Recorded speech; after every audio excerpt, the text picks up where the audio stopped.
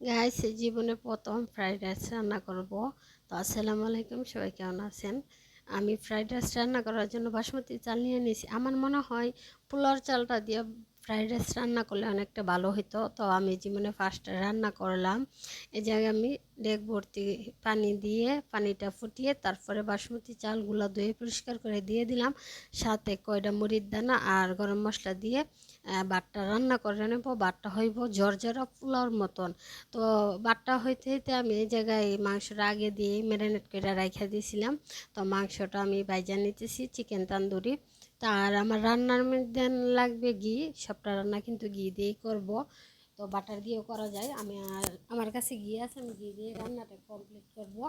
তো এই জায়গায় আমি ফ্রাইড রাইস রান্নার জন্য ঘি গরম করে নিলাম, গরম করে আপনার রসুন কুচি দিয়ে দিলাম। এই জায়গায় আমি কিছু সবজি ব্যবহার করব। এই জায়গায় ফুলকপি নিছি, গাজর নিছি, বটবটি নিছি, সাথে আমি ক্যাপসিকাম দিব আর পাতাকপি দিব। চাই কিন্তু আরও অন্য অন্য সবজি ব্যবহার করা যায়। তো আমার হাতের দ্বারে যে এগুলো ছিল ওইগুলো দিয়ে আমি ফ্রাইড রাইস রান্না করতেছি। তো এই জায়গায় আমি সবগুলা সবজি হালকা একটু বাইজা তারপরে ভাতগুলা দিয়ে দিব, যে পোলাও ভাতগুলো আমি রান্না করছিলাম। দেখেন ভাতটা অনেক ঝরঝরা কিন্তু করতে হইব।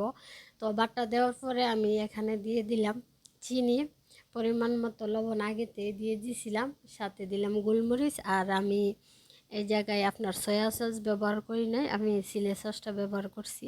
এটা মরিচের একটা সস, আমাদের সয়া সসটাতে এরকম ভালো লাগে না, তার জন্য আমি দিই নাই।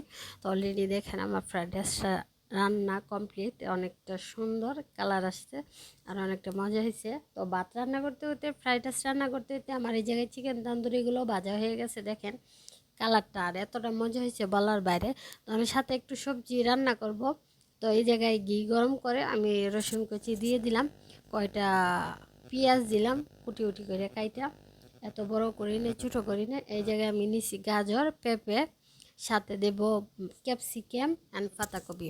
এগুলা দিয়ে একটা সবজি রান্না করব। তো সবগুলা সবজি দিয়ে আমি সবজিগুলা একটু বাইজা তারপরে সাথে দিয়ে দেব গোলমরিচ, একটু চিলি সস, একটু চিনি, আর আপনার এটা লেবাননের মশলা ম্যাগি মশলা দেব স্বাদটা বাড়ানোর জন্য। দেখতে পাচ্ছেন চিনি, গোলমরিচ, চিলি সস আমি দিয়ে তরকারিটা সবজিটা বসাই দিছি। তো একটা ম্যাগি দিয়ে দিলাম।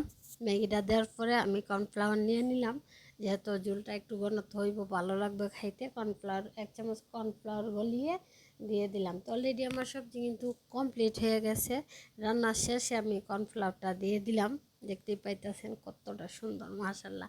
আমার জীবনে প্রথম আমি এই রান্নাটা করছি, এতটা ভালো হয়েছে, এতটা মজা হয়েছে। বাস আমার মনে হয় পোলাও চাল দিয়ে রান্না করলে আরও একটু স্বাদ হইতো। তো অলরেডি আমার রান্না বান্না কমপ্লিট, খাবারের পালা। দেখেন কত সুন্দর, মাশাল্লাহ দিলে নিজের কাছে নিজে গর্ব করি যে এত ভালো রান্না কবে থেকে শিখছি, তাও ফার্স্ট টাইম। তো সবাই ভালো থাকবেন, আল্লাহ হাফেজ।